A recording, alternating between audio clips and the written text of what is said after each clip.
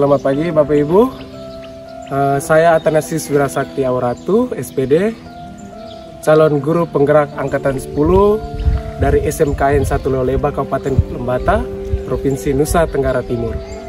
Pada video kali ini, saya akan membagikan pengalaman dan pemahaman saya mengenai penerapan budaya positif di SMKN 1 Leoleba bersama Bapak Korwas dan Ibu Kepala Sekolah dan rekan-rekan guru pegawai SMKN 1 Leoleba. Selamat menyaksikan.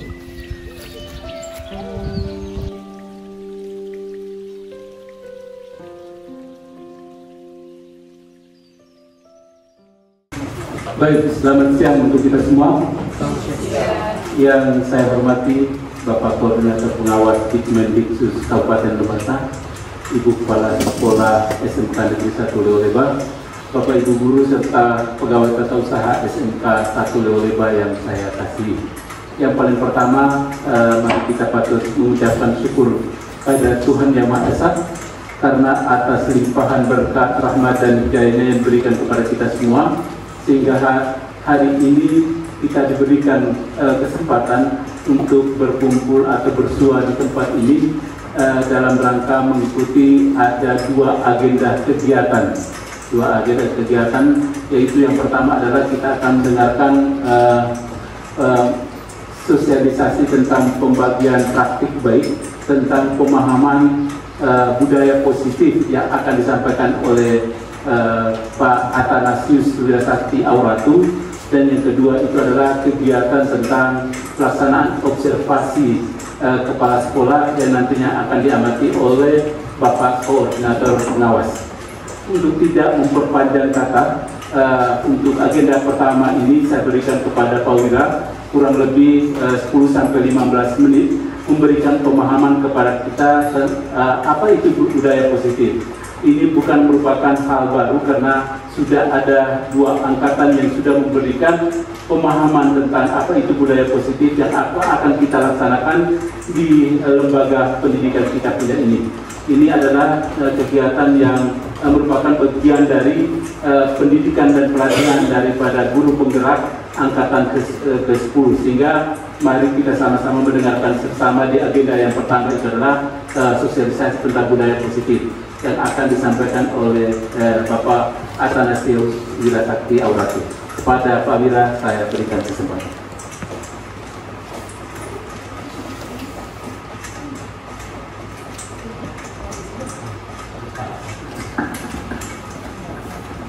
Baik, yang saya hormati Bapak Korwas dan Ibu Kepala Sekolah, sebelumnya saya mohon maaf yang sebesar-besarnya karena sudah menyita waktu sedikit.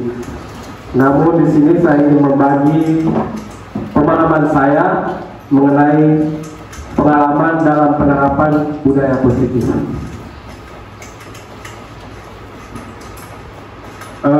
Bapak Ibu, saya harap kita semua fokusnya Bapak Ibu, ini hal baik, ini ilmu yang dibagi secara cuma-cuma, bukan dari saya, tetapi yang dari saya pelajari dan saya bagikan kepada Bapak Ibu semua. Semoga kalau kita mendengarkan dengan baik, maka wawasan kita akan terbuka sebentar. Jadi saya mohon kita menyimak dengan baik. Baik, next, Guru. Next lagi. Baik. Sebelumnya saya akan mempresentasikan tentang budaya positif. Pertama, pembelajaran dengan paradigma baru. Bapak Ibu, di kurikulum Merdeka ini kita belajar tentang prinsip pembelajaran berdiferensiasi, yaitu kita belajar sesuai dengan kebutuhan murid. Next, Pak Guru. Baik, Bapak Ibu Guru saya tanya dulu. Bapak Ibu Guru pernah dengar kata kontrol? Pernah dengar? Kira-kira pemahaman Bapak Ibu Guru tentang kata kontrol itu bagaimana? Maknanya bagaimana? Kontrol itu apa? Mengawasi. Dari Bapak mengawasi, ada yang lain? Mengatur, mencermati,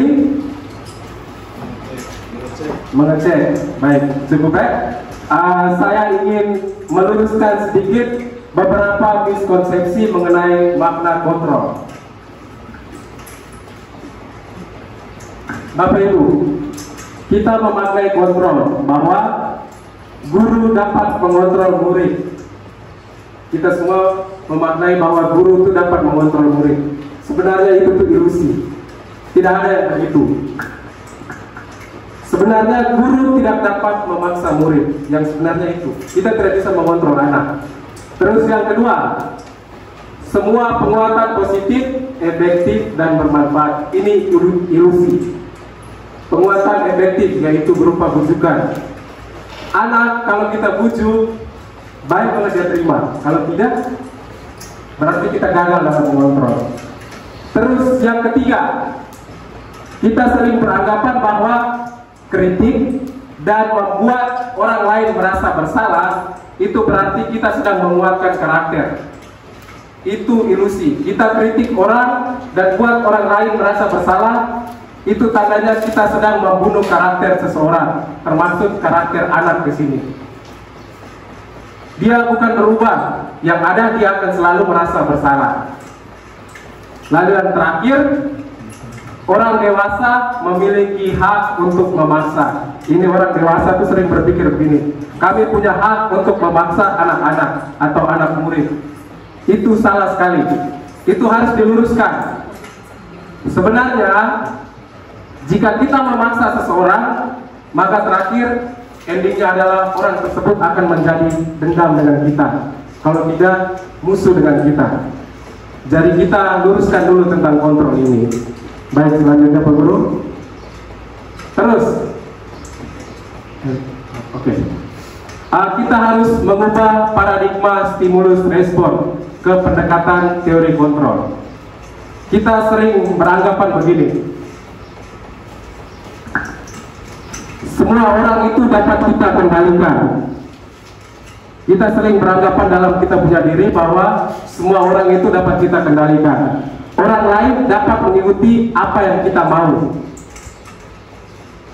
Itu paradigma stimulus respon. Kita harus merubah itu.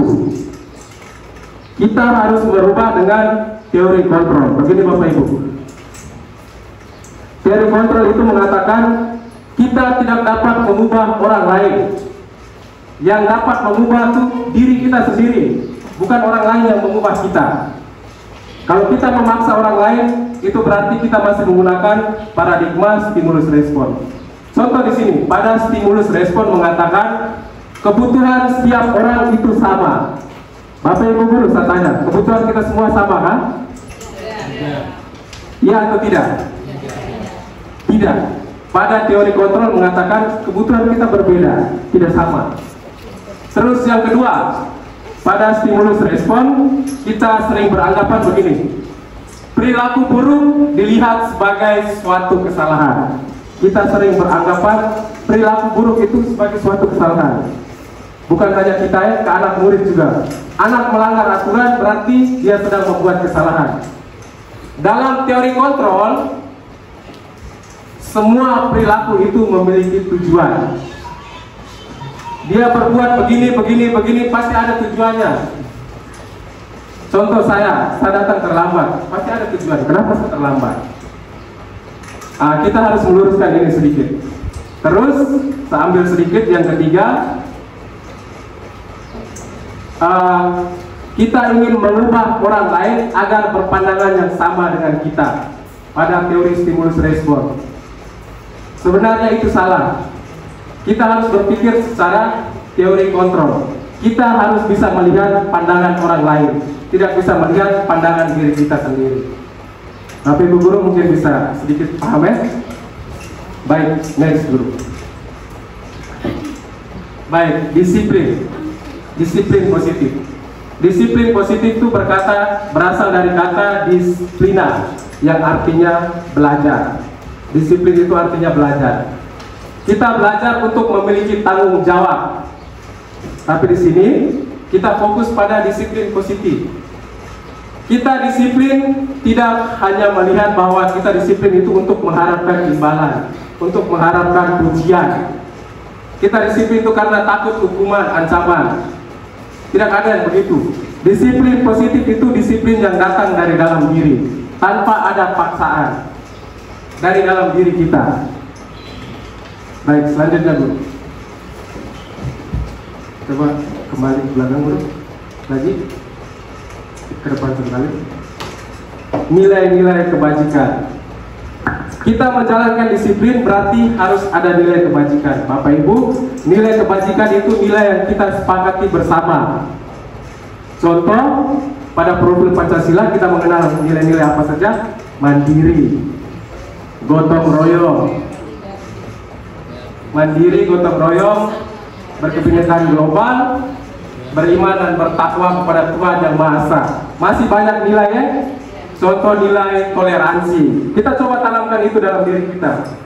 Kita sering di sini menghargai Bapak Ibu guru yang beragama lain, berarti nilai toleransi itu sudah ada dalam diri kita. Kita sudah menjalankan nilai kebajikan. Selanjutnya Pak Guru. Kebutuhan dasar. Ini penting nih. Kebutuhan dasar manusia. Segala sesuatu yang kita lakukan untuk mendapatkan apa yang kita inginkan, itu disebut kebutuhan dasar. Seluruh tindakan yang kita lakukan memiliki tujuan tertentu. Apa yang kita buat pasti punya tujuan. Tidak ada duduk-duduk buat sembarang saja. Lalu, dan semua usaha terbaik yang dapat kita lakukan itu dalam rangka supaya kebutuhan kita itu terpenuhi. Baik, lanjut dulu. 5 kebutuhan dasar manusia. Jika 5 kebutuhan dasar ini tidak terpenuhi, maka berpotensi seseorang melanggar aturan. Anak juga bisa, dia bisa melanggar aturan jika 5 kebutuhan dasar ini tidak terpenuhi. Kebutuhan dasar yang pertama, bertahan hidup. Contoh bertahan hidup itu seperti kita tuh butuh makanan, pakaian, tempat tinggal, keamanan dan kesehatan. Bapak Ibu guru, siapa di sini yang tidak butuh makan? Butuh semua. Terus yang kedua, kasih sayang dan rasa diterima. Itu berkaitan dengan dipedulikan, berbagi, kerjasama, dan menjadi bagian dari kelompok. Kita semua di sini butuh kasih sayang semua, atau Bapak Ibu? Atau siapa yang tidak butuh kasih sayang? Orang dewasa pun pasti butuh kasih sayang. Terus yang ketiga, penguasaan. Itu berkaitan dengan prestasi, diakui, didengar, harga diri. Kalau ada tentang diakui, itu pasti kita semua ingin diakui. Berikutnya kebebasan. Kebebasan ini berkaitan dengan mandiri, bebas memiliki pilihan, mencoba hal baru, mengandalkan arah dirinya. Bapak Ibu guru menentukan pilihan hidup toh, berarti sudah melaksanakan nilai, sudah melaksanakan kebutuhan dasar, yaitu kebebasan. Terus yang terakhir, kesenangan, berkaitan dengan bermain, humor, antusias, tertawa. Kita orang dewasa ini juga butuh senang, butuh tertawa, butuh happy, butuh bermain, bukan saja anak-anak. Selain kita berpikir secara anak-anak, kita juga berpikir seperti orang dewasa juga. Bapak Ibu guru, jika 5 kebutuhan dasar ini tidak terpenuhi, kita berpotensi melanggar aturan. Contoh, saya kasih contoh, makanan. Saya bisa saja tidak datang ke sekolah. Karena apa? Saya berpikir, besok saya makan apa? Jadi lebih baik, oh hari ini saya tidak sekolah dulu, salah ada peraturan dulu. Saya berpikir, kebutuhan makanan saya besok belum terpenuhi. Begitu juga dengan anak. Dia bolos hari ini mungkin karena bensin tidak ada. Jadi kebutuhan dasar itu memenuhi teori kontrol. Baik, selanjutnya dulu. Motivasi perilaku manusia. Ini Bapak Ibu guru, kita semua berperilaku itu ada motivasi dari dalam diri. Motivasi ini dibagi atas dua berperilaku itu. Ada motivasi ekstrinsik dan ada intrinsik. Kita sering berbuat baik, mengikuti aturan. Kadang ada motivasi ekstrinsik dari luar kepada diri kita. Contoh, kita mengikuti aturan karena menghindari ketidaknyamanan, menghindari hukuman, menghindari omongan orang. Itu betul, itu fakta. Terus yang kedua, kita berperilaku baik untuk mendapatkan imbalan atau penghargaan. Kita datang rajin ini itu hanya untuk mendapatkan pujian.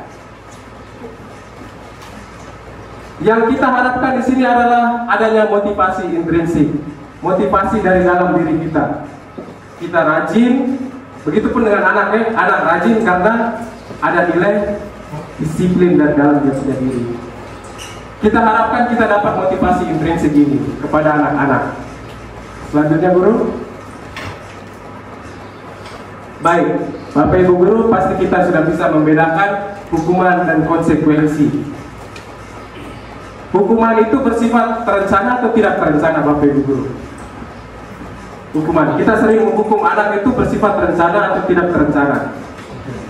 Tidak. Tidak. Anak datang kita langsung berlutut, itu kita menghukum, tidak terencana. Terus hukuman itu bersifat fisik dan verbal. Kita olok anak-anak juga, itu juga hukuman verbal. Kasih jatuh dia punya mental, itu juga hukuman. Selain pukul tadi ya.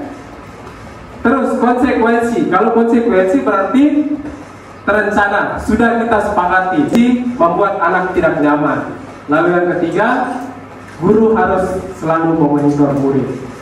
Tapi yang diharapkan di sini kita bisa menerapkan restitusi. Jika anak melanggar peraturan, maka kita harus menerapkan restitusi. Restitusi itu proses menciptakan kondisi bagi murid untuk memperbaiki kesalahan. Murid memperbaiki kesalahan. Selanjutnya, restitusi itu proses kolaboratif yang mengajarkan murid untuk mencari solusi sendiri. Kalau kita bisa dapat di tahap restitusi ini, kita jadi guru senang sekali, nikmat sekali. Anak tahu dia punya salah apa, cari sendiri solusi, perbaiki dia punya diri. Kita tidak perlu hukum dia, kita tidak perlu marah-marah dia, buang-buang tenaga itu. Semoga kita semua bisa capai ke tahap restitusi. Selanjutnya Pak Guru, 5 posisi kontrol. Bapak Ibu guru, posisi kontrol di sini kita mengontrol orang, kita menggunakan 5 posisi ini. Yang pertama penghukum, kedua pembuat merasa bersalah, ketiga teman, keempat pemantau, yang kelima manajer.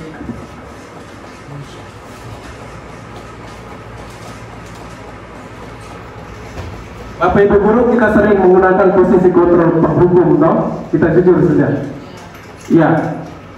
Posisi kontrol penghukum ini kita sering menggunakan hukuman fisik ataupun verbal. Olok-olok anak, kasih jatuh dia punya mental, itu penghukum. Kita sering begini, ikut saya punya aturan atau awas kau nanti. Ancaman itu juga merupakan hukuman. Terus berikut, membuat merasa bersalah. Kita sering menghukum anak dengan membuat rasa bersalah. Kita sering membuat anak tidak nyaman. Kita sering ngomong anak bilang begini, berapa kali saya harus bilang, kita sudah ngomong begini juga kamu tetap buat begini. Itu kita sedang menghukum anak, kita sedang menerapkan posisi kontrol pembuat merasa bersalah. Endingnya, hasil dari pembuat merasa bersalah ini, anak akan dalam dirinya dia akan selalu merasa bersalah. Dia akan bilang begini, oh saya buat begini takut nanti Pak Guru bilang salah, saya buat begini nanti takut Pak Guru bilang salah. Tidak ada keberanian lagi. Kalau yang posisi kontrol penghukum, hasil akhirnya anak dendam dan kita. Dia lihat kita dia benci sekali. Terus posisi kontrol yang ketiga teman. Ini juga sering kita pakai, akrab nih di SMKN 1. Kita sering ajak anak-anak bilang begini, ayo mari sudah, cabut rumput sudah. Atau mari sudah, ayo. Bersifat persuasif kalau teman itu. Hasil yang didapat kalau kita menggunakan posisi kontrol teman, anak cuma patuh kepada guru-guru yang dianggap akrab dengan dia. Sedangkan kita lain yang tidak akrab, anak bilang persetan, omong desa tidak peduli. Terus yang ketiga, pemantau. Pemantau ini kita sering pakai. Pemantau ini bersifat kalau buat langgar peraturan ini konsekuensinya apa? Itu sering kita pakai. Hasilnya anak memahami konsekuensi jika dia melanggar aturan. Oh, kalau saya langgar aturan ini maka saya harus terima apa? Itu bersifat kesepakatan. Tapi kita harapkan di sini kita bisa menerapkan posisi kontrol manajer. Posisi kontrol manajer di sini kita mengharapkan anak dia buat masalah, tapi solusi dia sendiri yang cari, bukan kita yang cari. Anak-anak sendiri cari. Itu kita harus panggil anak, tanya, kira-kira kalau kau buat begini, solusimu apa untuk memperbaiki masalah ini? Anak yang cari sendiri solusi, terus dia sendiri yang pecahkan dia punya masalah. Kalau kita bisa dapat posisi kontrol ini, berarti kita jadi guru di santai di sekolah. Hasilnya, murid mampu membimbing dirinya sendiri, bukan guru yang membimbing.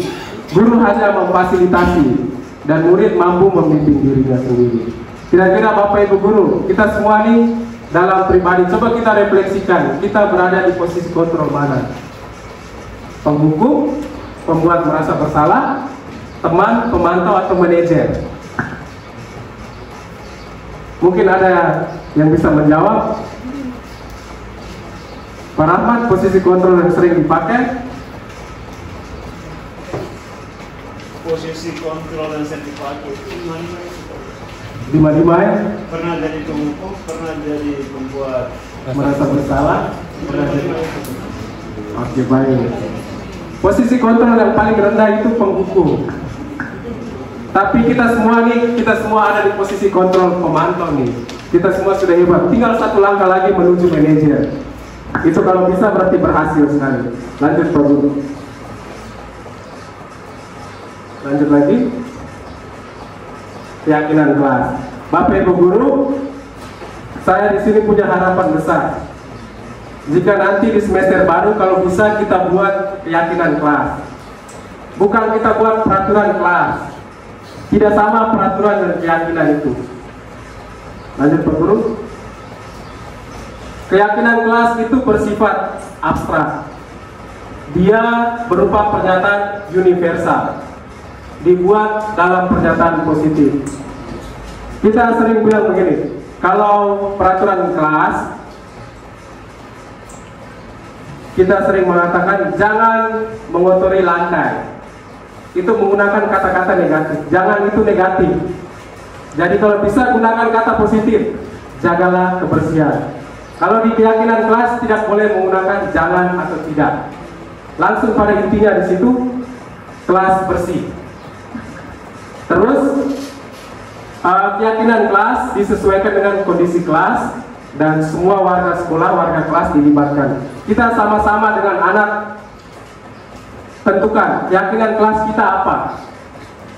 Bukan kita sebagai guru kita menentukan sendiri, tidak. Kita sepakati dengan anak-anak. Saya berharap keyakinan kelas ini bisa dibuat.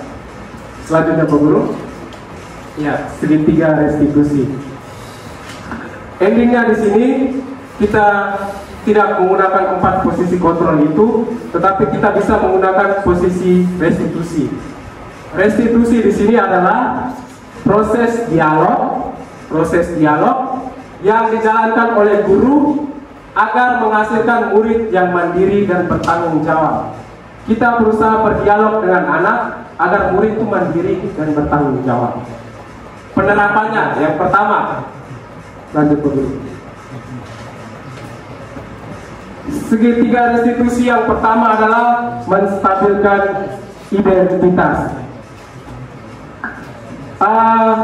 Berdasarkan prinsip, menstabilkan identitas ini berdasarkan prinsip membuat kesalahan itu adalah bagian dari proses pembelajaran.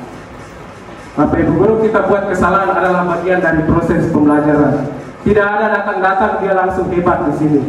pasti pernah buat kesalahan. Begitupun dengan anak. Anak sedang emosi, sedang berkelahi, kita kesana pukul lagi, dia tambah, yang ada dia pukul balik kita lagi. Jadi kalau bisa, kita menggunakan segitiga restitusi ini. Panggil anak, kasih tenang, dialog. Buka kalimat dengan menstabilkan identitas. Yang pertama, kita omong ke anak. Anak buat salah itu wajar, tidak apa-apa. Jangan kita kesana, kau nih buat salah langsung pukul. Itu udah dendam dengan kita. Buat salah itu wajar. Tidak ada manusia yang sempurna. Kita semua ini pernah buat salah. Saya juga mengakui, dulu saya juga pernah bolos. Anak juga pernah bolos. Lalu kita omong ke anak lagi. Pak guru di sini atau ibu di sini tidak sedang mencari engkau punya kesalahan. Kita di sini cari solusinya bagaimana untuk perbaiki ini kesalahan. Kita tidak boleh mencari-cari kesalahan anak. Kita harus sama-sama dengan anak cari solusi dari dia punya masalah. Terus yang terakhir, kita omong ke anak, tidak apa-apa, kau berhak buat begitu. Selanjutnya, validasi tindakan yang salah. Validasi tindakan yang salah ini berdasarkan prinsip setiap perilaku seseorang, setiap perilaku kita berupaya untuk memenuhi suatu kebutuhan. Segala sesuatu yang kita buat pasti ada kebutuhan. Entah itu untuk dapat kasih sayang, dapat penghargaan, untuk kesenangan, kebebasan, itu untuk memenuhi kebutuhan. Tidak ada yang salah dengan itu. Anak kalau buat salah, kita lanjutkan ke yang kedua, validasi tindakan. Kita panggil anak tersebut, kita bilang, anak, engkau pasti punya alasan buat begitu. Engkau bisa melakukan hal yang lebih buruk dari itu, dan engkau harus bangga anak, karena telah melindungi sesuatu yang penting buatmu. Jadi tidak boleh kasih jatuh dia punya mental. Lalu yang terakhir, kita menanyakan keyakinan. Segitiga restitusi ini bisa diterapkan kalau kita buat keyakinan kelas dulu. Kalau kita tidak buat, maka percuma. Kita tanya ke anak, keyakinan kelas yang kita sepakati apa? Harus rajin datang ke sekolah. Kita tanya lagi, nilai-nilai apa yang telah kita sepakati? Nilai-nilai kebajikan tadi. Kalau dia rajin, berarti nilai di disiplin. Terus kita tanya, seperti apa gambaran sebuah kelas? Gambaran sebuah kelas harus datang awal, begitu. Terus yang terakhir, kita tanya anak, besok lusa kau ingin jadi orang seperti apa? Ada anak-anak yang sampai hari ini dia tidak tahu dia punya cita-citanya apa. Keyakinan kelas ini berdasarkan teori kontrol, bahwa pada dasarnya anak ada motivasi dari dalam diri, bukan hanya dari luar. Jadi kalau bisa kita terapkan segitiga restitusi ini, baru kita mengambil posisi kontrol manager. Bersama dengan anak, cari solusi. Kira-kira kalau dia datang terlambat, dia ingin memenuhi kebutuhan apa? Contoh kesenangan. Malam dia mete, karena dia senang mete, tidak bisa paksa orang. Cuma kita sama-sama cari solusi di sini. Oh, kalau mete bisa dibatasi sampai jam berapa? Itu solusi. Anak cari solusinya sendiri, besok dia terapkan itu solusi. Dan kita guru hanya sebagai pemantau saja. Baik Bapak Ibu Guru, terus untuk videonya saya, ini waktu dari videonya saya, nanti bisa nonton di YouTube-nya saya. Itu anak nama Doni dengan Pantra, tidak pernah masuk satunya les. Yang satu sering datang terlambat. Dia mengatakan dia punya kebutuhan adalah kesenangan, main game di situ. Main game sampai lupa waktu, dia senang. Kita tidak bisa salahkan itu. Kita harus cari anak, solusinya bagaimana?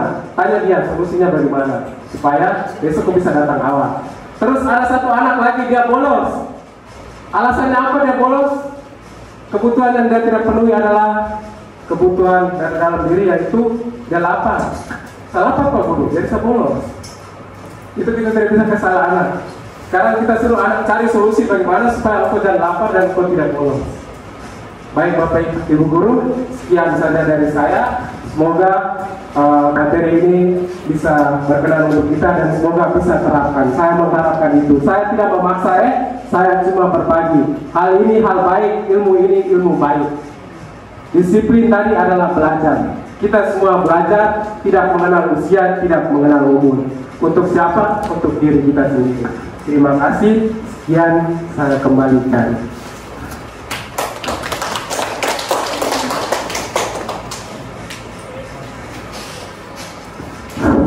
Baik, mari kita berikan aplaus yang meriah buat Pak yang sudah memberikan sosialisasi tentang budaya positif atau untuk membagikan praktik baik kepada kita semua.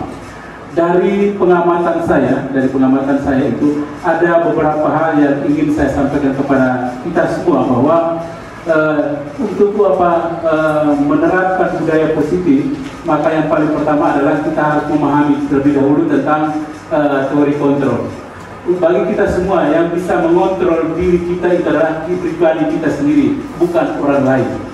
Kemudian yang kedua, bahwa ada nilai-nilai kebajikan yang perlu kita terapkan dalam keseharian kita punya. Disiplin, tanggung jawab, kasih sayang, itu adalah hal-hal baik yang perlu kita terapkan dalam kehidupan di lembaga kita punya ini. Kemudian yang berikut, bahwa dalam menemukan masalah itu adalah ada satu langkah yang paling baik, yaitu kita menerapkan segitiga restitusi. Karena dengan menerapkan segitiga restitusi, anak bisa mengetahui apa yang kesalahan yang dia buat, kemudian anak sendiri yang bisa menemukan solusi apa untuk bisa memperbaiki itu. Kemudian yang keempat adalah ada 5 posisi kontrol bagi kita sebagai guru. Harapan yang paling tinggi adalah kita sebagai posisi manajer. Itu harapan kita. Tetapi dalam keseharian kita masih banyak kita melakukan posisi kontrol kita punya itu adalah penghukum. Itu adalah kita tidak bisa abaikan. Itu yang sering kita lakukan. Tetapi dengan mendapatkan sosialisasi atau budaya positif yang sudah 3 kali kita mendengar ini, maka mari kita sedikit tidaknya adalah mari kita berubah. Mungkin itu saja hal-hal baik yang saya dapatkan untuk saya bisa ingatkan kepada teman-teman. Semoga terus adanya sosialisasi dari teman-teman guru penggerak ini bisa memberikan pencerahan, bisa memberikan gambaran, bisa memberikan pelajaran buat kita untuk bagaimana kita menerapkan budaya positif di lingkungan pembelajaran kita di lembaga ini. Sekali lagi saya berikan terima kasih kepada Pak Wira yang sudah memberikan sosialisasi tentang budaya positif ini. Baik, mungkin saya berikan waktu kurang lebih 5 menit untuk kita semua. Jangan sampai ada hal-hal yang masih mengganjal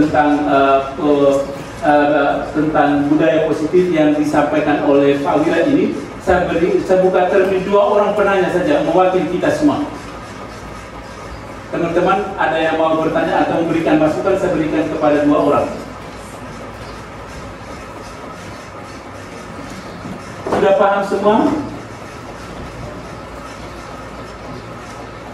Ibu Lucia, Pak Wira, mari ke depan Pak Wira.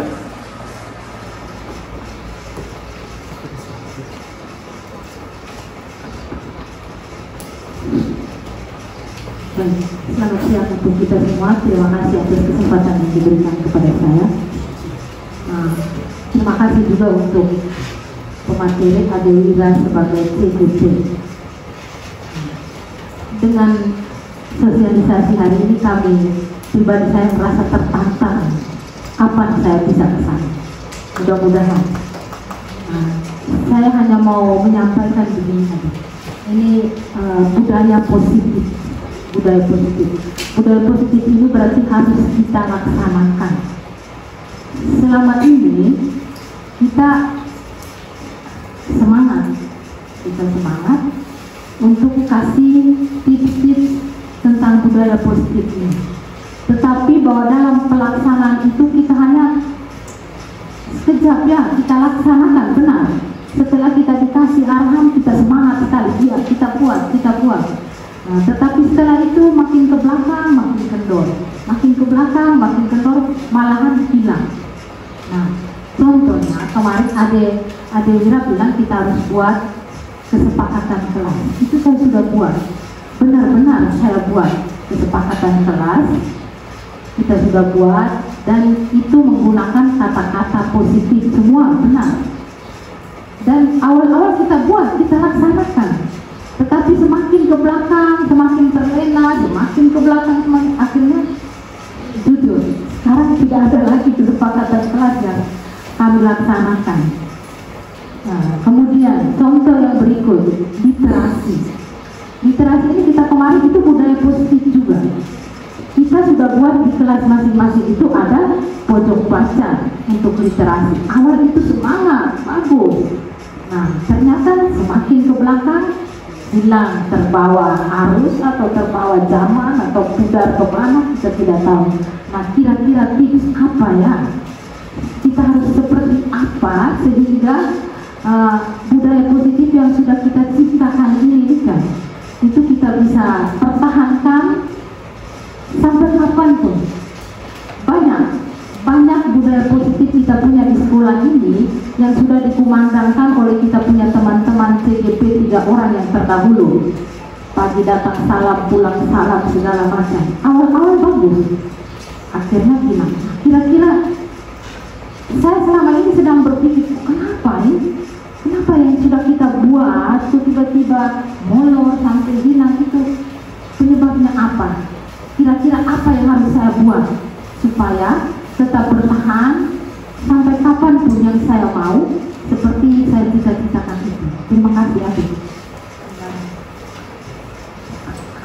Baik Ibu Lucia, penanya kedua.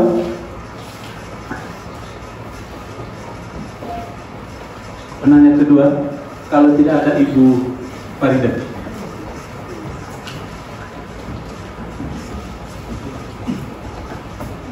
Terima kasih atas kesempatan yang diberikan. Saya hanya ingin menanggapi tentang segitiga restitusi. Saya melihatnya segitiga restitusi ini yang sudah saya pelajari dan mungkin yang Dewira sudah sampaikan tadi, itu adalah dilakukan oleh semua guru. Nah, mungkin Suster siapa ya kapan hari itu? Suster Marcelina mengatakan bahwa sekarang itu pendidikan berubah. PPPK bukan hanya oleh 1-2 orang guru PPPK khusus saja, tetapi kita adalah setiap orang sebagai pemimpin. Itu mungkin penguatan yang Dewira bisa sampaikan dalam kegiatan ini mungkin bisa disampaikan, karena saya merasa bahwa yang disampaikan Dewira ini adalah ulangan yang keempat ya, karena kita 4. Tetapi saya bersyukur pengulangan ini, saya berharap seperti refreshing ya, merefresh atau kemudian mengupgrade, sehingga yang mungkin kemarin yang lupa jadi ingat kembali, yang mungkin sudah buat terus lupa lagi atau malas, mungkin dengan hari ini bisa lebih baik. Jadi itu saja mungkin yang ingin saya sampaikan. Terima kasih.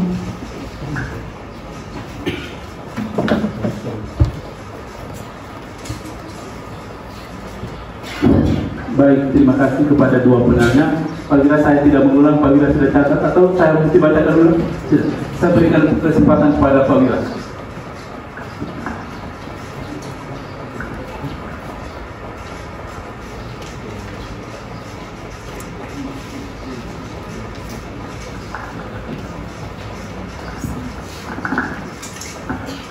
Baik, saya tidak menggurui di sini. Saya hanya berbagi di sini. Kurang lebihnya bisa kita saling lengkapi. Baik, Ibu Lucia tadi bilang kita sudah terapkan semua, tetapi dalam perjalanan tiba-tiba saja hilang. Baik, solusinya itu hanya 3 Bapak Ibu. Evaluasi. Harus ada evaluasi. Buat sesuatu harus ada evaluasi. Setelah evaluasi, refleksi. Nilai dari guru penggerak salah satunya adalah refleksi. Refleksi diri. Bukan kita suruh anak saja yang refleksi, kita juga guru juga harus refleksi. Terus yang ketiga adalah konsistensi. harus buat terus. Kalau kita tidak refleksi, maka konsisten itu hilang. Kalau kita tidak evaluasi, maka refleksi itu tidak ada dan tidak jalan semua. Dan itu bukan wewenangnya saya, Bapak Ibu guru, itu berdasarkan yang kami pelajari dan kami berbagi. Nilai itu harus ada semua. Salah satunya refleksi. Di guru penggerak, buat segala sesuatu harus refleksi. Akhir pembelajaran refleksi. Dan setelah refleksi harus konsisten, berkesinambungan. Tidak boleh hilang, harus dikuatkan. Budaya itu kalau sudah ada harus dikuatkan terus. Maka dari itu, maka perlu lagi satu nilai, mandiri dan kolaborasi. Saya tidak bisa ngomong banyak di sini, kalau orang lain tidak berbuat juga percuma. Kita butuh kolaborasi semua pihak. Kita butuh kerjasama semua pihak. Guru piket teriak-teriak di sini, kalau teriak hanya koordinator piket saja sama saja toh. Ini satu sekolah besar, ini siapa yang mengurus? Itu kolaborasi. Kita tidak bisa kerja sendiri. Itu nilai guru penggerak. Yang kedua, mandiri. Bapak Ibu guru, seorang guru harus menjadi contoh. Contoh dulu baru anak-anak ikut. Kemarin saya sebarkan kuesioner kepada anak-anak. Jawabannya mengejutkan sekali. Minta maaf, tapi saya harus membuka di sini supaya cari bahan refleksi buat kita. Anak bilang begini, Bapak Ibu guru itu tidak tegas.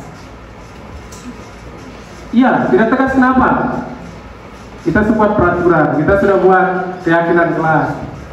Anak bolos, kita lepas bolos saja. Besok datang, mereka datang, yang bolos itu datang dengan suka hati. Woi, tidak terjadi apa-apa dengan saya. Tidak ada, ya kita panggil, kita bicara. Tidak ada sama sekali. Efek buruknya apa? Yang rajin itu tuh kan, yang rajin tadi. Oh, mereka juga bisa, kenapa saya tidak? Maka dari itu, konsistensi dan kerjasama, kolaborasi. Terus, anak juga meluangkan dan punya isi hati. Kami meniru Bapak Ibu guru. Saya tidak perlu menyebutkan apa-apa yang ditiru di situ. Pada dasarnya, anak adalah cerminan dari guru. Guru didasari dari kata digugu dan ditiru. Mohon maaf, saya harus buka ini. Apa yang kita buat, anak-anak tiru. Hasilnya seperti itu ya, cerminan kita sendiri. Jadi bukan anak yang salah ya, kita juga. Minta maaf, tidak boleh tersinggung. Ini jawaban dari anak-anak, bukan dari seorang Athanasius Wirasakti Aurati. Bukan, ini jawaban jujur dari anak-anak. Mereka mau kita tegas, mereka mau kita konsisten, mereka mau kita juga beri contoh dan teladan yang baik, dan mereka mau kita kerjasama. Harus ada refleksi dan harus ada kesinambungan. Itu. Ibu Lucia bagaimana? Oke, terima kasih. Terus dari Ibu Farida tadi, saya agak lupa bagaimana Ibu Farida tadi. Dia hanya mau menjelaskan tambahan tentang segitiga restitusi, bahwa segitiga itu bukan hanya dilaksanakan kepada anak-anak, tetapi bagi kita semua, karena tugas kita itu adalah sebagai pemimpin, bukan anak tetapi kita pembimbing. Jadi kita semua boleh melakukan. Kita di antara kita juga bisa melakukan segitiga itu. Baik, Bapak Ibu guru, yang saya pelajari, bukan saya duduk berdiri di sini, saya langsung menuangkan isi pikiran saya, tidak. Yang saya pelajari, segitiga restitusi itu diterapkan bukan hanya oleh guru, tapi pegawai, termasuk penjaga kebun dan lain-lain, semua harus terapkan itu. Anak datang terlambat, tidak harus kita cari, oh ke ruang BK, duduk bicara di sana, kita omong. Kita semua menggunakan itu. Tidak hanya kesiswaan. Jangan bilang kesiswaan sendiri yang bekerja capek, tidak ada. Kita semua terapkan itu segitiga restitusi. Wali kelas, termasuk kemarin yang bagi 77 orang guru pembimbing itu terapkan. Kita semua terapkan. Tidak ada sedikit-sedikit guru BK, sedikit-sedikit kesiswaan, atau sedikit-sedikit guru piket, tidak ada. Datang terlambat, ia panggil, ngomong, bicara dari hati ke hati. Itu segitiga restitusi, tidak dipakai oleh guru BK dan kesiswaannya, kita semua pakai, termasuk Kak Asker dengan Om Sipri juga pakai. Kalau mereka lihat anak-anak yang terlambat, harus digunakan juga. Itu ilmu, tidak harus dari kita guru saja. Baik Bapak Ibu Guru, itu saja.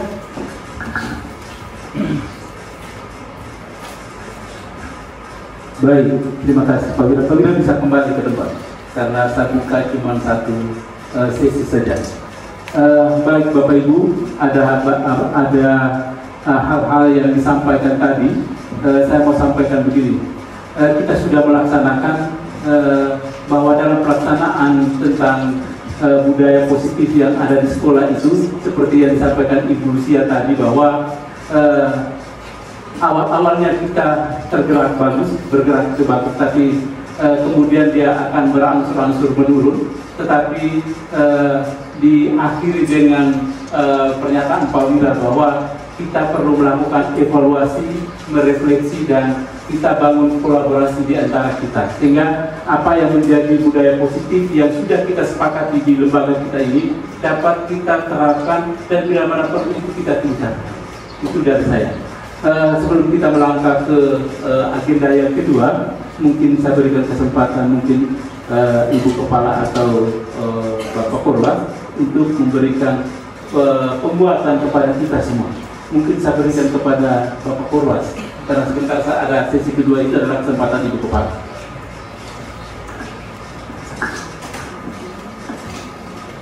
Ya, terima kasih atas kesempatan yang diberikan. Tadi kita sudah dengar semua tentang disiplin positif. Disiplin positif itu tidak jadi dengan sendirinya, ya, harus ada upaya-upaya yang dilakukan oleh guru, bukan saja guru penggerak, tetapi kita bisa meniru dari guru penggerak, ya. Nah, maka perlu ada kolaborasi antara guru penggerak dengan guru-guru yang belum penggerak, supaya semua bisa bergerak bersama dan menciptakan iklim positif di sekolahnya. Tetapi dari semua itu, dari refleksi saya tentang disiplin positif ini adalah keteladanan dari kita guru sebenarnya. Dari semua yang kita omong tentang disiplin positif, tanpa ada keteladanan dari guru, nonsense, tidak ada apa-apa. Dan keteladanan dari guru itu semakin hari semakin pudar. Nah, apa yang mau didapat dari siswa dari kita kalau kita guru tidak menunjukkan keteladanan itu? Nah, jadi tugas kita itu bukan hanya soal mengajar atau yang penting masuk kelas dan jam pelajaran mulai, kita mulai pelajaran, kemudian selesai kita keluar dari kelas.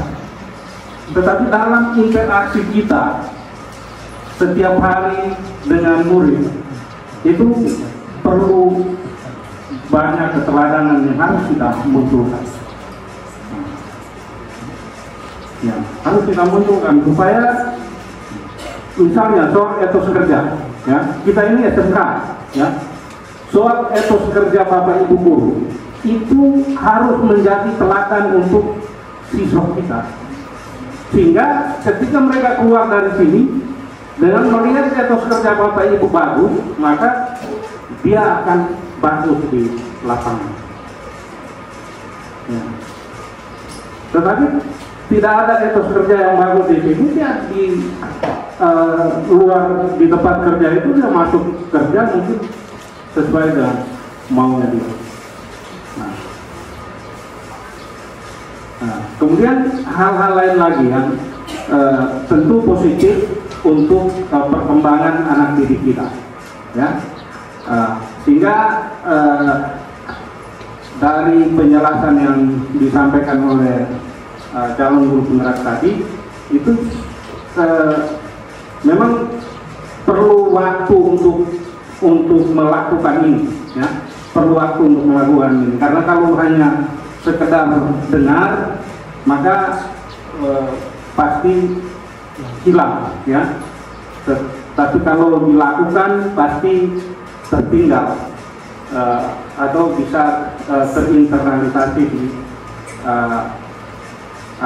kehidupan siswa dan juga di ekosistem ini, sehingga keadaan hal ini dilakukan dengan benar, maka tingkat kekerasan di sekolah juga menjadi berkurang. Ya, sehingga mungkin kita sama-sama merefleksi diri sejauh mana saya sudah melakukan disiplin positif itu terhadap diri saya, terhadap teman sejawat saya, terhadap siswa saya. Sehingga refleksi ini membantu kita untuk berbenah, ya, untuk berbenah demi meningkatkan kualitas diri kita, juga untuk menambah meningkatkan prestasi peserta didik dan untuk kebaikan sekolah ini. Mungkin saya hanya tambahkan seperti ini. Sekian dari terima kasih.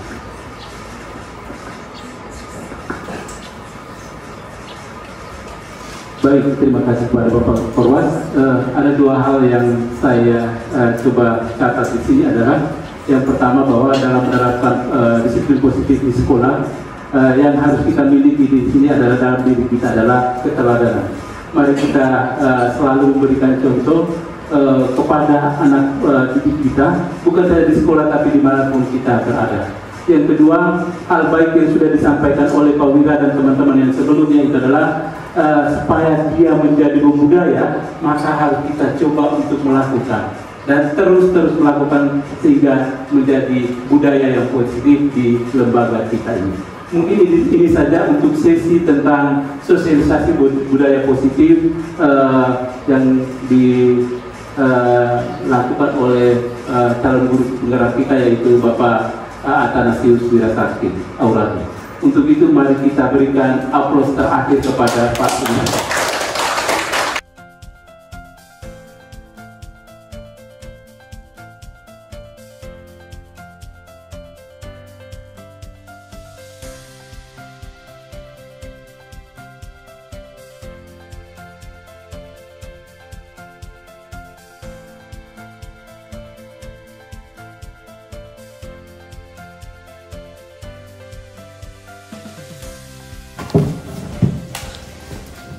Pagi Pankreses, santai, relax.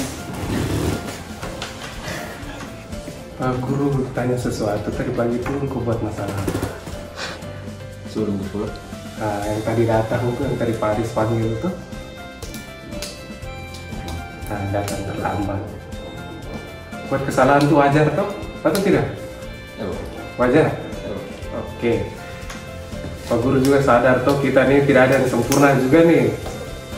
Kamu sering terlambat, Pak Guru juga sering terlambat juga toh, bukan kamu sendiri. Kita semua ini juga sering terlambat. Tapi Pak Guru di sini tidak tanya bilang, engkau kesalahannya apa? Tidak ya? Pak Guru tuh cuma mau tanya, bagaimana cara engkau memperbaiki kau punya diri supaya tidak terlambat lagi? Bisa paham? Bisa. Sekarang kita fokus bagaimana cara memperbaiki engkau punya masalah terlambat ini, supaya esok lusa tuh engkau bisa jadi orang yang lebih baik lagi. Dalam hal ini apa? Disiplin ya. Oke, baik. Engkau tuh bisa buat sesuatu yang lebih buruk daripada terlambat tuh, atau? Bisa. Tapi syukurnya tidak sampai di situ. Syukurnya tidak terlambat saja. Terlambat nih buatnya ada alasan tidak? Pasti ada. Alasan apa? Ngomong dari dalam hati, jujur. Kadang bangun terlambat. Oke, terlambat. Bangun terlambat karena apa? Malam. Malam mete. Mete itu sesuatu yang penting buat engkau toh. Menurut engkau ini mete ini termasuk engkau punya kesenangan, betul tidak? Jawab jujur saja. Betul. Baik. Sekarang ini kita fokus. Mungkin kau bisa pelajari sesuatu yang baru. Tadi yang kita berdasarkan kesepakatan nilai tadi. Nilai-nilai apa yang harus kita terapkan tadi yang kita sepakat tadi? Disiplin, tanggung jawab. Biar disiplin, tanggung jawab juga tidak apa-apa. Kau punya gambaran kalau disiplin itu seperti apa? Ada gambaran? Disiplin dan tanggung jawab menurut versimu sendiri. Disiplin waktu. Kalau seandainya sudah bisa disiplin tuh, kau ingin menjadi orang yang seperti apa seterusnya?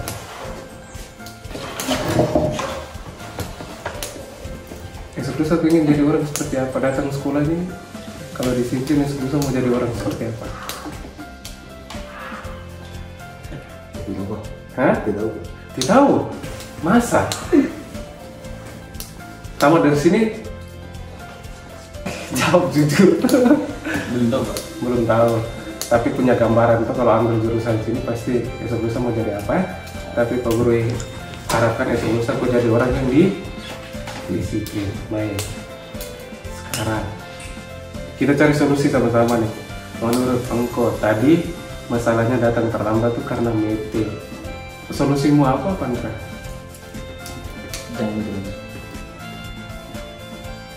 Mete bisa, jangan mete. Kira-kira nanti menurutmu jangan mete kan seperti bagaimana? Tidur awal. Jam berapa kira-kira? Dari kos lah. Paling lama jam 10. Paling awal jam 10 saja. Paling lambat jam 11. Bisa. Itu solusi dari Kopediri nih. Besok pakai itu solusi dan kita lihat 1 minggu ke depan kira-kira bisa nggak tidak. Pakai solusi tidur jam 10 atau jam 11. Jam 11 paling lambat. Itu sah, supaya bangun awal tidak butuh, hanya solusinya hanya itu. Tidak pasang alarm. Tidak. Besok kita lihat ya. Oke, terima kasih. Kita sepakat dulu besok sebentar malam pulang ke jalankan punya solusi itu kan tidak. Kita sepakat ya, jalankan ya. Besok Pak Guru lihat, hati kan. Kita awal ke tidak. Besok dan 1 minggu ke depan. Terima kasih.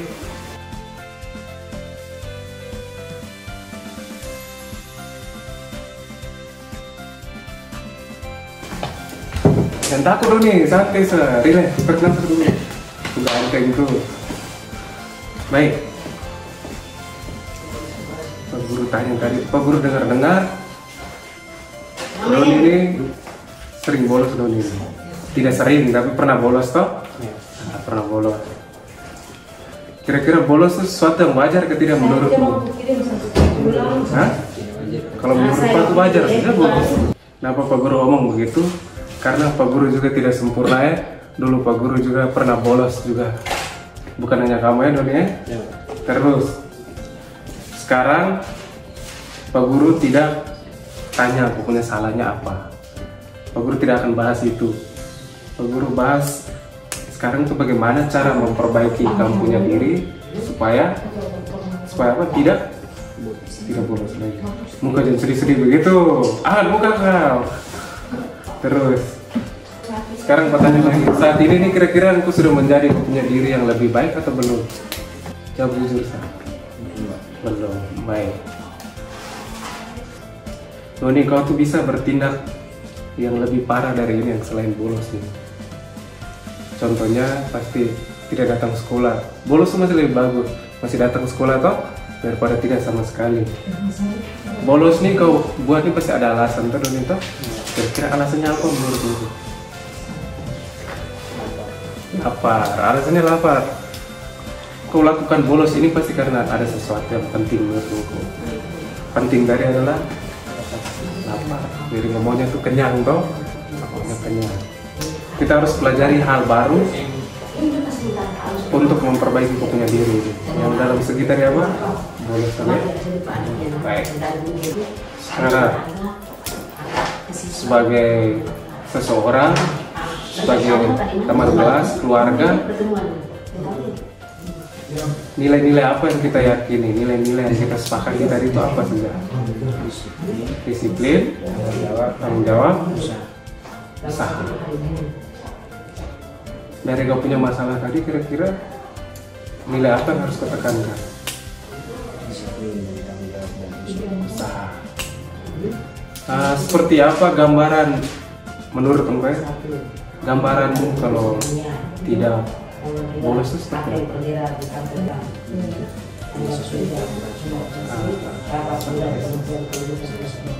Saya baru seperti ikut les dari awal sampai akhir.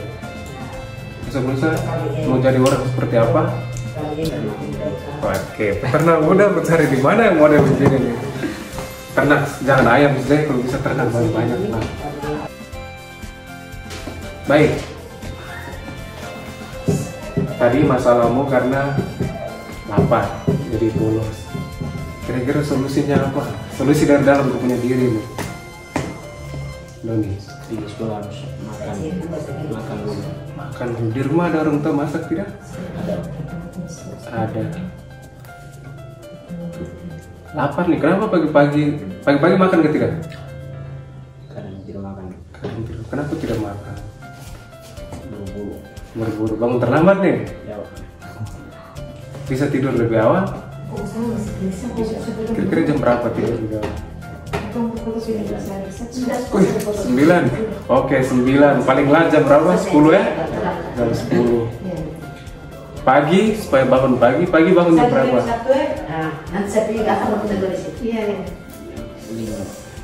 5 sampai 6 nih. Telur ke standar 5 sampai 6. Oke, baik.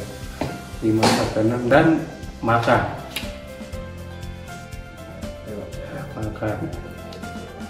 Berbekal bisa tidak? Uang jajan? Bisa. Orang tua kasih uang jajan juga? Kasih. Kalau gitu uang jajan tuh kalau bisa dipakai untuk makan ya? Ya. Solusi itu kepake. Tidur itu paling lah jam 10, pagi bangunlah paling lah jam 6, uang jajan pakai untuk beli makan dulu ya? Ya, beli makan, jangan pakai untuk lain-lain. Sepakat 1 minggu ke depan tidak bolos? Ya. Kita lihat ya, ada perubahan nggak tidak? Kita sepakat ya? Tuh nih, pegang pemburu putaran. Oke.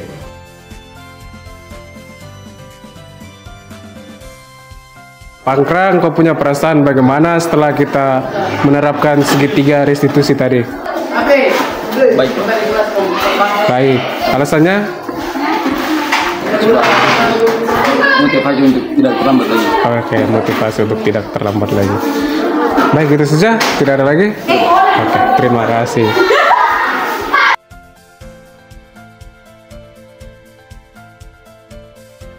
Doni, kau punya perasaan setelah kita terapkan segitiga restitusi tadi di ruang BK itu bagaimana? Saya perasaan saya menyenangkan. Menyenangkan. Alasan? Karena memberikan pengalaman buat saya, motivasi yang sangat luar biasa untuk saya. Itu saja? Ya, Pak. Oke, cukup.